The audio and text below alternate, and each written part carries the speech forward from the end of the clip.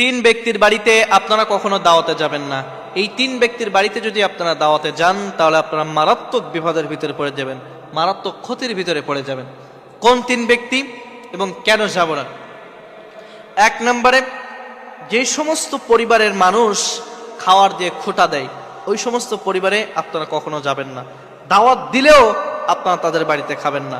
অনেক মানুষ আছে দেখবেন যে খাওয়ার দেয় ঠিকই, খাওয়ার দিয়ে খোঁটা দেয়, তোকে আমরা এই খাওয়াইয়েছি, তোকে এই খাইয়েছি, তোকে আমরা এই দিয়েছি ওই দিয়েছি, আমি না থাকলে তুই ওই দিন মারাই যেতিস, বা আমি না থাকলে তুই ওই দিন ওই বিপদ থেকে উদ্ধার করতে পারতেছিস না, আমি খাওয়াইছি বিদায় তুই খেতে পারিস।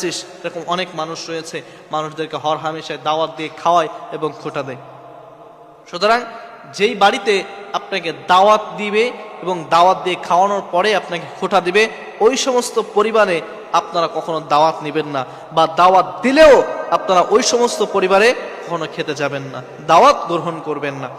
দুই নম্বরে, যে সমস্ত পরিবারের ইনকাম হারাম, যে সমস্ত পরিবারের ইনকাম হারাম ওই সমস্ত পরিবারে আপনারা দাওয়াত দিলেও সে দাওয়াত কখনো গ্রহণ করবেন না। কারণ যখন আপনি আপনার পেটের ভিতরে হারাম আপনি ঢোকাবেন তখন আপনার যাবতীয় যে দোয়াগুলো আছে এগুলো আল্লাহ তাআলা কবুল করবেন না। শুধু তাই নাই, আপনার যে ইবাদত বন্দেগী রয়েছে সেই ইবাদত বন্দেগীগুলো আল্লাহ তাআলার কাছে সেটা কবুল হবে না, আল্লাহ তাআলার কাছে সেগুলো পৌঁছাবে না।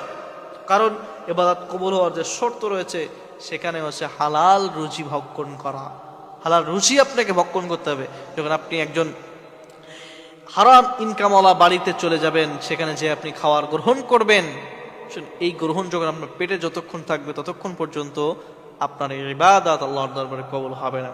এজন্য যেই বাড়ির ইনকাম টোটালি হারাম, অন্যায় পথে অবৈধ পথে তার বাড়িতে ইনকাম আসতেছে, এটা জানার পরে আপনি কখনো ওই বাড়িতে দাওয়াত দিলেও সেই দাওয়াত গ্রহণ করবেন না, কখনো যাবেন না।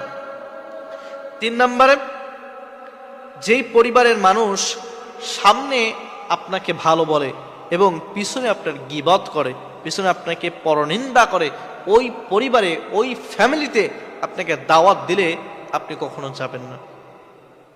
অনেক মানুষ রয়েছে দেখবেন যে সামনে খুব ভালো বলে, হ্যাঁ এর মতো মানুষ হয় না, এটা এই ওইটা ওই, এর মতো এই সমাজের ভিতরে কোনো মানুষ নেই, পিছনে যাওয়ার পরে বলে এর মতো খারাপ মানুষ নেই, এইটা করে ওইটা করে, বিভিন্ন ধরনের গীবত আপনার সব সময়ের জন্য করতে থাকে। সামনে আপনাকে খুব ভালো বলবে যে এর মতো মানুষ হয় না, পিছনে গেলে বলে এর মতো খারাপ মানুষ দুনিয়ার জমিনের ভিতরে নাই। অনেক মানুষ রয়েছে এরকম, দেখবেন সামনে আপনার ভালো বলবে, পিছনে গেলেই খারাপ বলবে। এইরকম বাড়িতে আপনি ভুলেও কখনো দাওয়াত অ্যাটেন্ড করবেন না, দাওয়াত দিলেও সে দাওয়াত কখনো আপনি কবুল করবেন না, গ্রহণ করবেন।